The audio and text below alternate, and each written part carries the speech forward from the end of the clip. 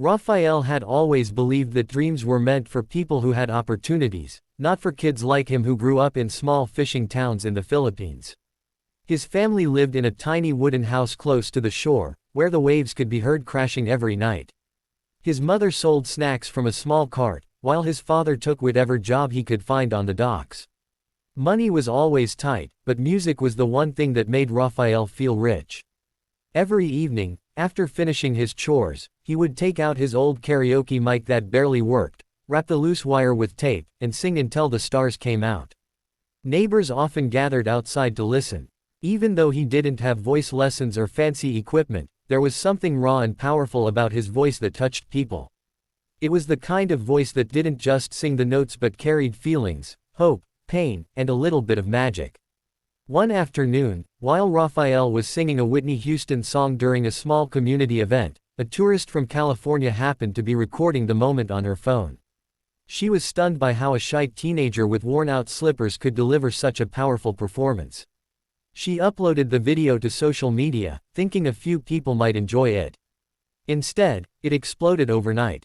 Within 48 hours, it had millions of views, and people from all over the world commented on his talent, calling him the Filipino boy with the golden voice. Raphael and his family were confused at first. They didn't even have stable internet at home, so they found out only when a neighbor ran to their house screaming that Raphael had gone viral. The biggest shock came the next morning when they received an email inviting Raphael to audition for America's Got Talent. At first, his parents didn't believe it was real. Traveling to the United States felt impossible. They didn't even know how they would afford the passport and visa fees, let alone the plane tickets.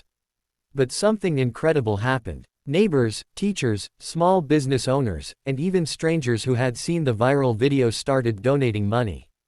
Some gave coins, some gave bills, and some simply offered prayers.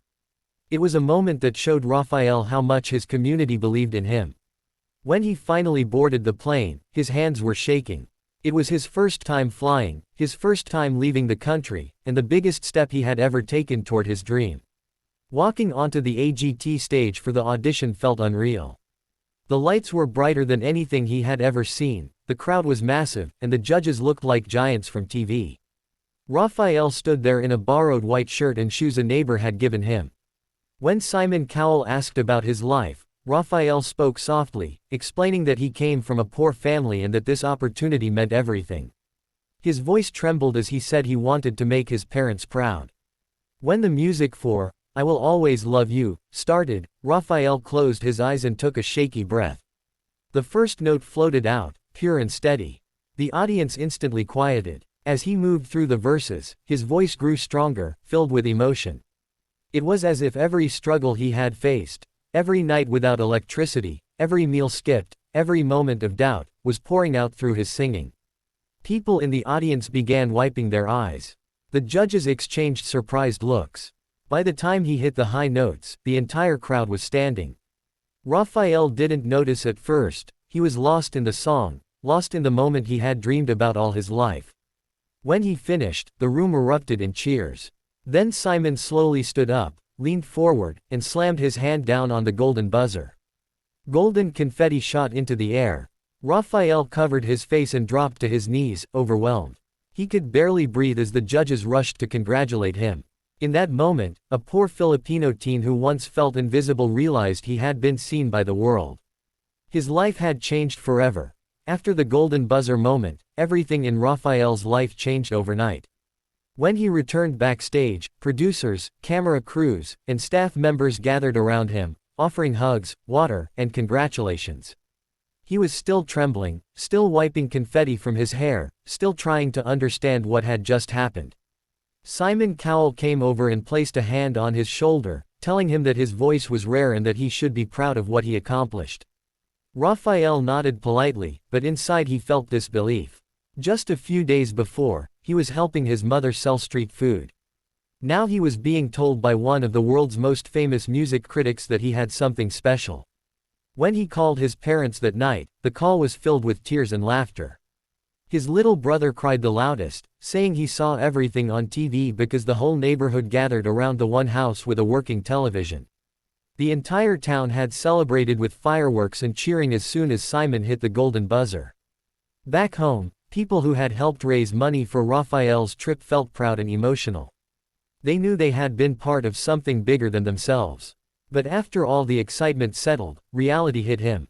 The quarterfinals were coming, and he knew the pressure was heavier now. Being a golden buzzer act meant expectations were higher. People online began making predictions, comparing him to past winners, calling him the next big star. Raphael was grateful, but the weight of the comments made him nervous. What if he disappointed everyone? What if his first performance had been a one-time miracle? To prepare, AGT provided vocal coaches, choreographers, and even media training. This was all new to Raphael. He had never practiced with professionals, never had to think about where to stand, how to breathe, or how to interact with cameras. He trained for hours every day, sometimes until his voice grew hoarse. But every night, when he lay in bed in his small hotel room, he remembered the words his mother told him before he left: "Just sing like you did back home." That one sentence kept him grounded. For the quarterfinals, he chose "You Raise Me Up," a song deeply connected to his father. When he walked onto the stage for the second time, he wasn't the nervous kid from the audition anymore. He still felt fear, but he also felt purpose. The moment the music began, he pictured his father working at the dock under the hot sun, always pushing through exhaustion to provide for the family. Raphael poured all of that emotion into the performance. His voice rose with power, then softened with tenderness. As he reached the final chorus, he felt the energy of the crowd lifting him. When the song ended, the entire room stood up again, cheering loudly. Raphael's eyes filled with tears. Simon called him one of the best young vocalists we've ever had on this stage, while Sofia Vergara said his voice gave her goosebumps. Heidi Klum said his performance touched her heart, and Howie Mandel praised him for having a star's presence despite his young age. When voting results came in, Raphael was announced as one of the top vote-getters of the night. He didn't just advance to the semifinals, he dominated. The audience chanted his name as he walked off stage, crying and smiling at the same time. He called his family immediately, and his father, who rarely showed emotion, broke down crying on the phone. He told Raphael he had never been more proud. The rest of the night, Raphael sat quietly in his hotel room, thinking about how far he had come. From a poor boy with a taped-up microphone to a young singer standing under the brightest lights in America, he realized that dreams weren't only for those who had everything, they were also for those who had nothing but hope. And the journey was only beginning. As the semifinals approached, Raphael felt the pressure heavier than ever before. The excitement from his quarterfinals performance hadn't faded, but now every step he took felt heavier, every note he practiced felt more important, and every moment alone reminded him of how far away he was from home. He missed the smell of the ocean, the small wooden house, his mother's cooking, and his father's quiet presence. Then, just days before the semifinals, he received a call that shook him deeply. His father had fallen sick back in the Philippines. It wasn't life-threatening, but serious enough that Raphael felt crushed with worry. He immediately wanted to book a flight home, thinking he shouldn't continue the competition without being by his father's side. When he called his mother and told her he wanted to return, she gently stopped him. She told him that his father had been watching every performance, even when he had to borrow a neighbor's TV, and that seeing Raphael sing made him stronger. She said, "Your dad doesn't want you to come home. He wants you to stand on that stage. He wants to see you fight for your dream." Raphael cried quietly, torn between family and opportunity. His mother's voice, warm and steady, convinced him to stay. She told him to turn his sadness into strength, that everything they were going through meant something, and that he was carrying the hopes of their entire town with him. When rehearsal day arrived, Raphael walked into the studio with red eyes and a determined heart. He chose the song, "Stand Up for Love," a song that matched everything he was feeling: fear, strength, heartbreak, and hope. The vocal coach noticed something different about him immediately. His voice carried a heavier emotion, richer and deeper than before. During every run-through, he pushed himself harder, feeling each lyric like it came from his soul. The AGT crew noticed it too. They whispered among themselves that Raphael's performance could become one of the most emotional moments of the season. On the night of the semifinals, Raphael stepped onto the stage and took a long breath. The lights dimmed, and the room filled with quiet anticipation. When he began singing, his voice came out soft, shaking slightly, but filled with emotion. As he moved through the verses, his strength grew. It was as if all the fear and heartbreak he carried transformed into energy that flowed directly into the microphone.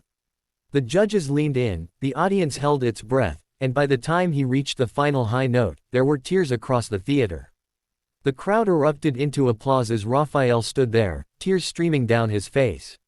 Simon told him, "You didn't just sing tonight. You told the world your story." And with that, Raphael moved on to the finals. The finals were a dream Raphael never expected to reach. This time, he wanted to represent not just himself, not just his family, but his entire country. He chose a Filipino-English mashup of One Moment in Time, wanting the world to hear a part of the culture that shaped him.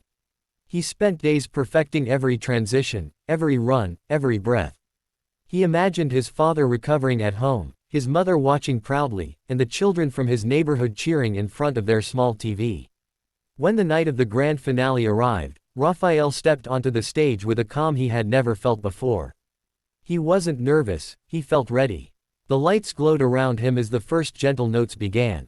His voice filled the room, clear and powerful, blending English and Filipino lyrics in a way that made the performance unlike anything AGT had seen before. The audience stood even before he hit the last note, and when he finished, the entire theater roared with applause. The judges praised him endlessly, calling it one of the most beautiful finale performances in years. When the results were announced, Raphael placed second. For a moment, he felt a tiny sting of disappointment, but it faded quickly as the crowd cheered for him louder than anyone else. A major music label executive approached him backstage, offering him a contract on the spot. His father, watching from their home, cried with pride, telling everyone nearby, "That's my son." Raphael realized that he didn't need to win the trophy. He had already won the dream he once thought belonged to others. He wasn't just a poor Filipino teen anymore, he was a global star, ready to begin the next chapter of his life.